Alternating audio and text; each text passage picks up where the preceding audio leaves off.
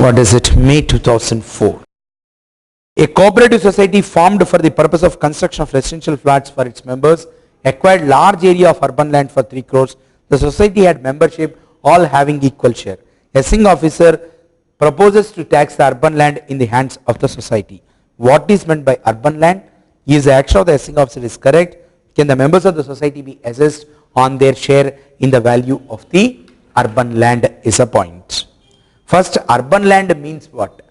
Urban land means which is situated within the limits of the municipality or municipal corporation or notified area committee or town area committee or cantonment board which has got a population of not less than 10,000 according to the preceding census, or in any area within 8 kilometers from the limits of the municipality or municipal corporation or whatever the above stated.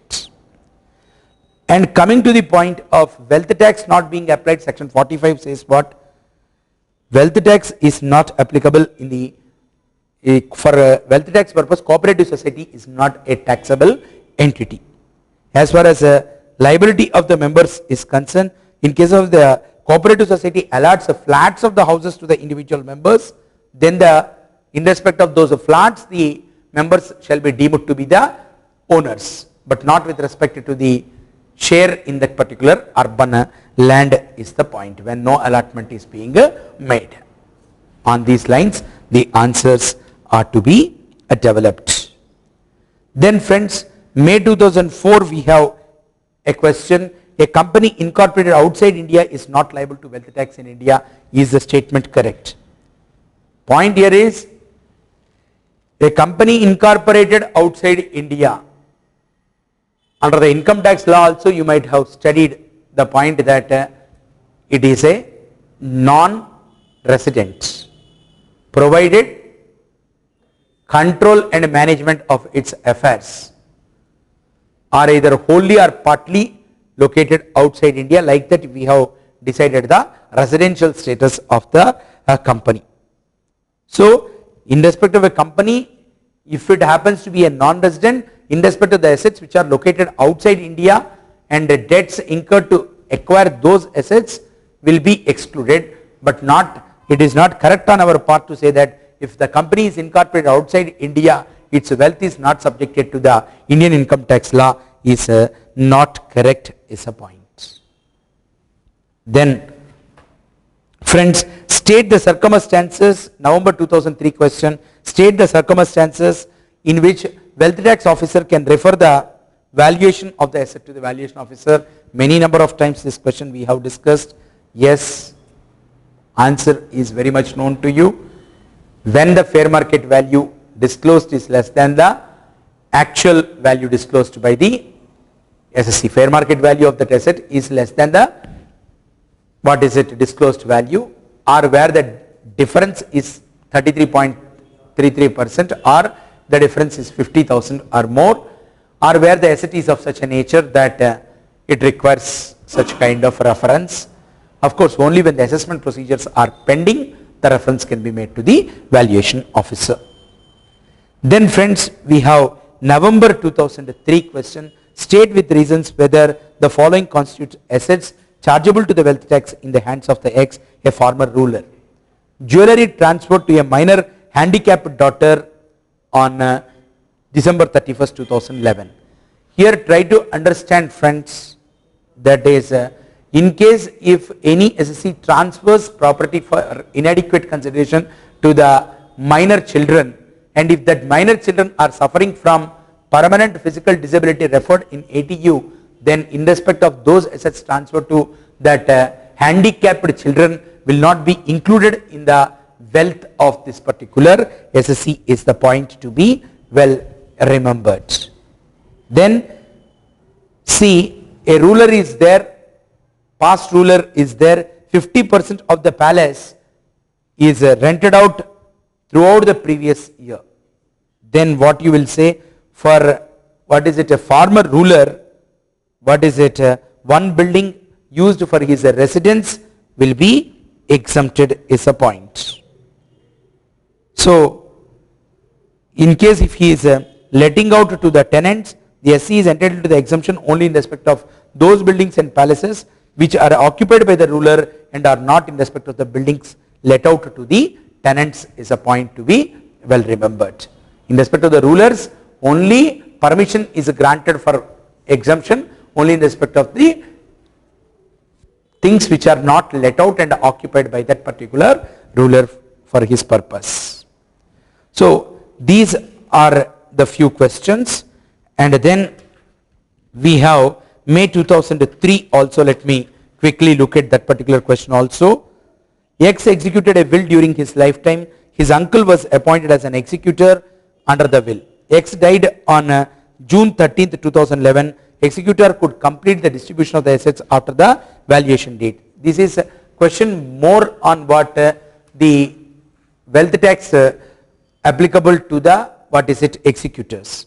So what we say, that is after the death the executor needed to take up all the obligations which the SC is having when he is alive under the wealth tax law.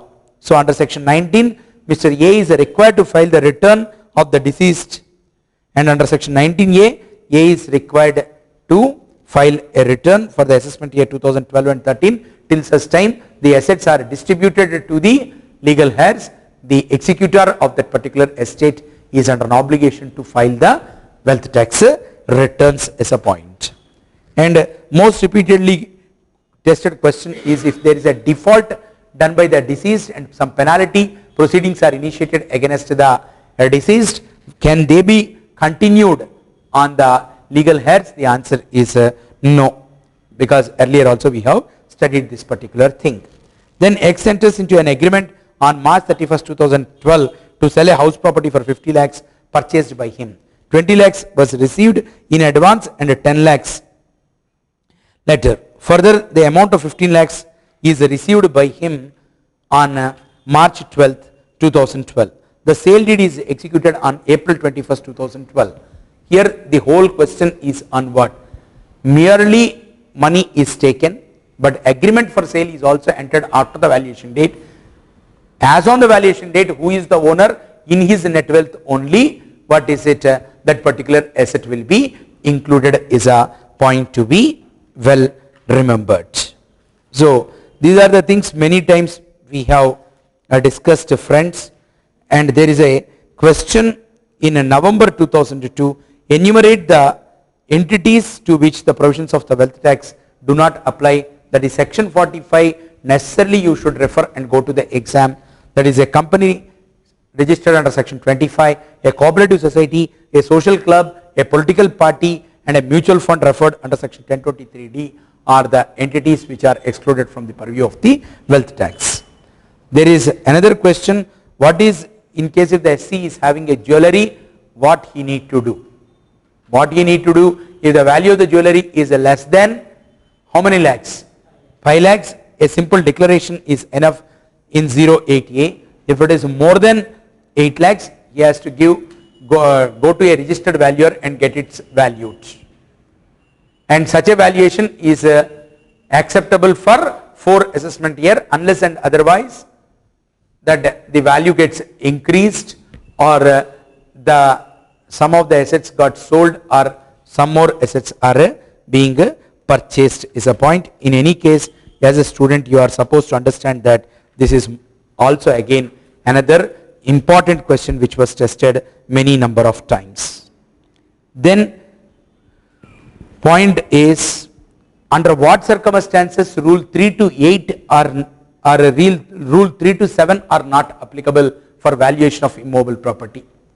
First thing is where that is unbuilt area is more than the specified area and the percentage of default is more than 20%, then these rules will not be applicable. Straight away you have to go by rule 8, which says that you value the same at the fair market value. That is one important thing you have to remember. Then where property is constructed on a leasehold land and the lease expires within a period not exceeding 15 years from the relevant valuation date, then also these valuation rules will not be applicable. So you should also study under what circumstances the rules prescribed from rule 3 to 7 are not applicable in a valuation of a particular property.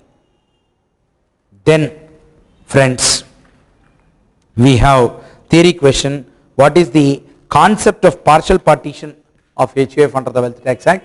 We say partial partition is not being recognized. In that situation, HUF is only liable for the wealth tax and all. How is the interest of a person in a firm of which he is a partner is determined under the wealth tax?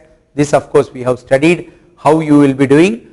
First you calculate the net wealth in the normal way, and to the extent of the capital it will be distributed in the capital ratio. Excess of net wealth over the capital will be distributed either in the dissolution ratio, or where there is no dissolution ratio, then in the profit sharing ratio is a point to be well remembered. And then friends, I quickly move to the next theory question. X is a legal heir of C. C had delayed in filing the returns. Of course, again the question I am not reading and wasting your time. May 2001, if penalty proceedings are initiated against the deceased, can they be continued on the legal heir? The answer is no. See how many times that question is being repeated is what you have to look at and understand. Then friends, I have November 2002 theory questions. What are the conditions to be satisfied before the assessing officer is statutorily required to refer the matter to the valuation officer? I am not wasting your time because I have spent good number of times the answer being discussed with you. Then another question is, there is an SSE which is a trust whose objects were wide, including imparting education, running free libraries, raise status of humanity, and also advancement of general public utility. The trust was also conducting the chits and the collection of the deposits from the public, but it was not predominant primary objective. Is the trust is exempted under the wealth tax? Is the trust is exempted under the wealth tax? What is stated by the Supreme Court in Ganga Charities is that where under a trust deed the purpose for which the trust property could be put to use were not confined to the charitable and religious use, property could be used for social, culture and allied purposes at the discretion of the trust, then the SC trust was not entitled for exemption. See, only when it is purely charitable or religious trust, then only exemption under 5(1) is applicable. In case if it has got other objectives also which are of social, cultural kind of thing, then yes, the exemption is not allowed, is the point to be well understood.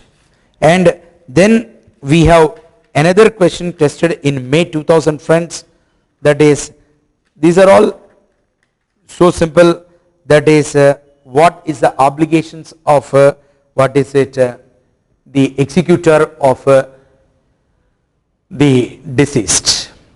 If there is a deceased person and his property reaches the hands of the executor, what are his obligations? Those obligations are being discussed in section 19 and 19A. So before you go to the exam, that 19 and 19A write in your refer before exam notes, because on that many times questions are coming in the exam. Then friends, if we go to the other theory questions, we have under what circumstances wealth tax officer is not required to follow the procedures laid down for valuation of the property under rule 3 of the schedule 3 of the Wealth Tax Act. See, already we have discussed, where unbuilt area in excess of the specified area as a percentage of the total aggregate area is greater than 20%, then the rules of valuation from 3 to 7 is not applicable. Very well they can go for the fair market value, or where the building is constructed on leasehold land and the unexpired lease is less than 15 years, then also rule 3 to 7 is not applicable. You have to go by the fair market value is the point to be well remembered. So if you go on looking at these questions, then your confidence levels will be ultimately going up. November 97. Again the question is, farmhouse is situated 23 kilometers. Will it be an asset? Yes, up to 25 kilometers the farmhouse is an asset. Beyond 25 kilometers it's not an asset. And again November 97 question says what? Can penalty proceedings can be continued on the legal heirs under the Wealth Tax Act? No. Of course, I am giving you very simple answers, but you have to write the legal terminology when you are writing the exam. Kindly do proper care and prepare your own refer before exam notes. Don't expect the teacher to prepare one and give it to you. What teachers can do is only showing you the path, not that they can walk all through the path along with you. If you understand this, probably your stress on the mind will come down. Because most of the time I personally feel that if a thing I have to do, there is a lesser stress. If a thing I have to get it done by others, more stress is there. So try to do on your own the refer before exam notes. Here I am repeatedly doing with the questions. At the end we will prepare a small list of it. So with this friends, that is I am not trying to waste your time. That is, many times these are the questions which were being tested a number of times. So prepare a list of questions, theory questions, which you can expect examiner to give. Question number 1. Reference to the valuation officer. Question number 1. Reference to the valuation officer. Under what circumstances? Question number 2. Obligations of the executors. Obligations of the executors. Then, under what circumstances land and building, land and building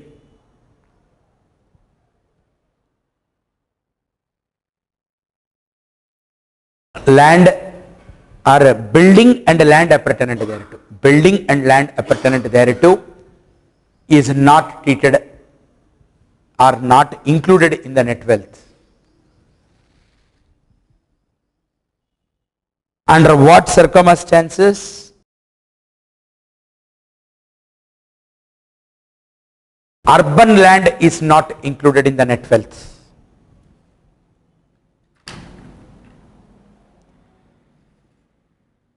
Then, can penalty proceedings in respect of the deceased person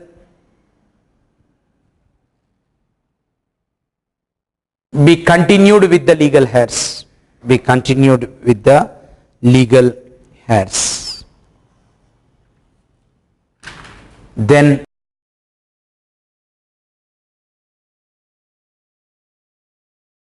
how assets retained on seizure, how assets retained on seizure can be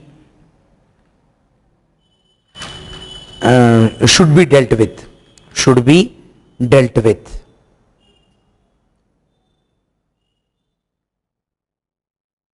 Then, who are the SSEs? Who are the persons not to be treated as SSEs under the wealth tax? Section 45.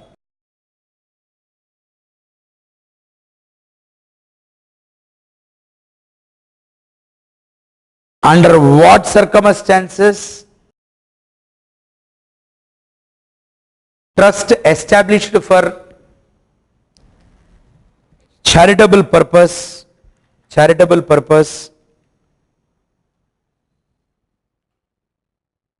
is accessible to the wealth tax, is accessible to the wealth tax. Then deemed assets under section 4, deemed assets under section 4.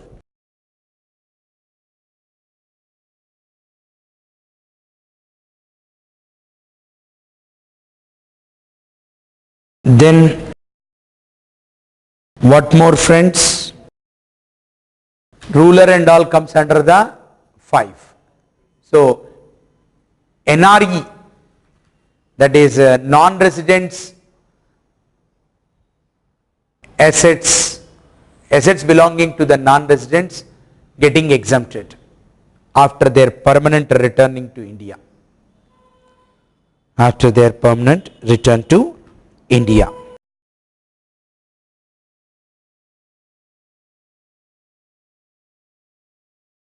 These are more repeatedly tested questions, and of course last 2 things you write: valuation of the building, valuation of immovable property, rule 3 to 7, valuation of immovable property, rule 3 to 7, and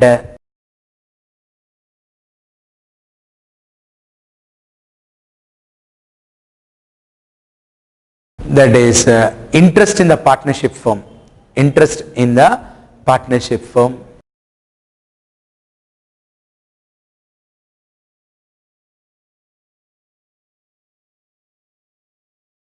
Then of course, what is an asset? More than that, what are the exceptions to that particular asset? Exceptions under each of the assets. Under each of the assets. If you sum up this, probably, friends, any theory question, it is not difficult for you, because in standard textbooks, this all will run in about 120 pages. But your refer before exam notes should come within, what is it, 12 pages, 10 to 12 pages, it should not cross. So in the next session to follow, I will do with the problems on the net wealth. Of course, even to do the problems, this knowledge is mandatory. Problems are not going to be something beyond these concepts. So let us enjoy the next session by revising it, and I expect the students to come with full mood to that particular session with full preparedness, because at the final level, friends, try to understand there is only time for listening, not for reading. Unfortunately, I am not saying it's a fortunate situation, it is unfortunate situation, because I used to have a Rocky sister who prepared under my guidance for the CA at the inter level. Of course, in those days I am not teaching for the final. Then after going to the final, she started attending the different teachers. I asked her, what is the marked difference you find between the inter and the final? The answer that she says is, when I am attending your classes while appearing for the CA inter, I am always having a standard instruction in my mind. Let Mr. Chakravarti complete the syllabus, then I will start studying. If this attitude is there for me as a final student, I will not be able to pass, is what I understood. Let the teacher complete, then I will try to read and understand. No. Both the things simultaneously should happen. When I am attending the class itself, 70% of preparation should be over in the classroom itself, because when we are aiming to write both the groups, virtually it is not possible. Even if it is one group, more a time, either you have to go by self preparation or you have to go by the coaching, not partly this and partly that. And when you are resorting for the coaching kind of situation like this, attentive listening should be there, with a feeling that this is the last time I am going to listen, and with this knowledge only I am going to write the exam. At least that kind of feeling, if you have, attentive listening will happen. That alone will help you to a greater extent. Thank you.